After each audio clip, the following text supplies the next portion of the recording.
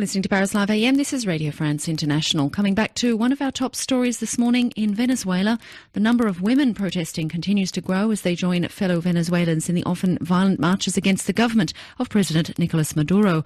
For over a month now, protesters have been on the streets denouncing government repression. On Friday, Defense Minister Vladimir Padrino Lopez denounced the protest movement, calling it a kind of non-conventional warfare. Rebecca Sarfatti is a Venezuelan who has been living in Canada, who helped found the Venezuela Democracy Forum NGO. Her mother continues to live in downtown Caracas. She began by describing to RFI's Anne-Marie Besada the difficulty her mother faces on a daily level.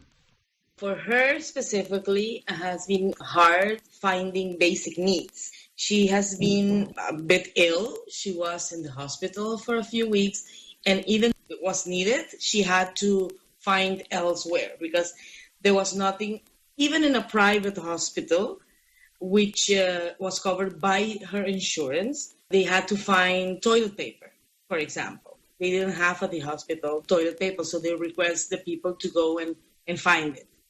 So that's an example of the situation they're living in regards of the health. In regards of food, even though she lives in a very central location and a very kind of a middle-class area, there's no meat or chicken to find. And if you find it, it's in prices that are unreachable. So any people, middle, lower, or even middle to high class cannot afford. Like people who live from a salary will not be able to afford to buy a chicken. Even before Maduro took power, the country was in an economic crisis. But since then, things have gotten much worse, as you explained. Is that what has pushed people to the streets now? It's not only the economical crisis, it's not only the financials, it's not only the shortage of goods, it's also the levels of stress that it's causing people because of a violent speech, because of the way things are done.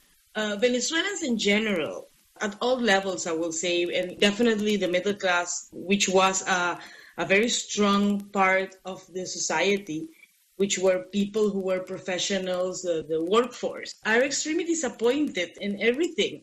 They've been disappointed for more than 15 years. And on top of that, now we have a repressive government, an abusive government, a government that doesn't follow the rule of law. So people are stressed. It's not only the financials. It's like the way you go outside of your house and you get killed just because.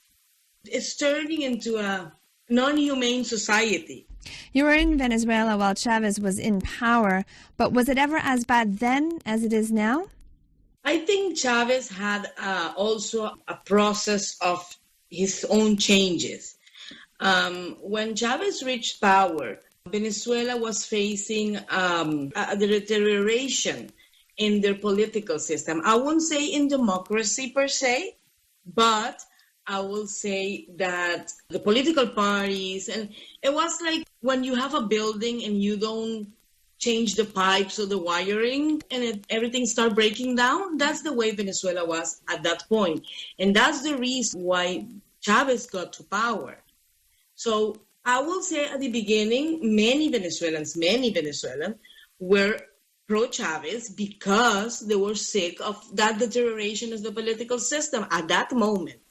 But then Chavez started to evolve and get involved with the wrong people, get involved with terrorist groups, got involved with socialist or communist regimes who were autocratic. He started to turn more into an autocratic leader. Of course, Chavez was a most charismatic leader than Mr. Maduro. It's from the sky to the floor, it's totally different.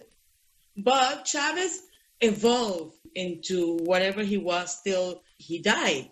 And by comparison to Maduro now? What Maduro is doing right now, even the Chavez followers are considering him a dictator. They are not following, even though Chavez commanded them to follow him. Probably at the beginning, they say, okay, Chavez said so, he might be right.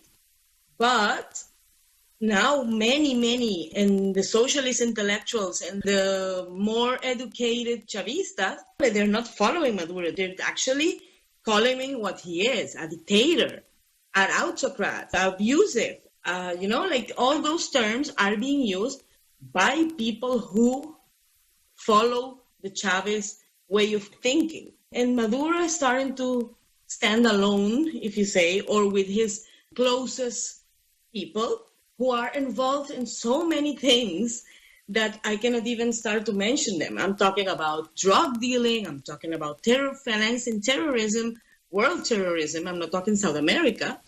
I'm talking about corruption, I'm talking about killing, I'm talking about stuff that you don't even might think about around Maduro and his few followers or supporters. Rebecca Sarfatti, a Venezuelan living in Canada who helped found the Venezuelan Democracy Forum there.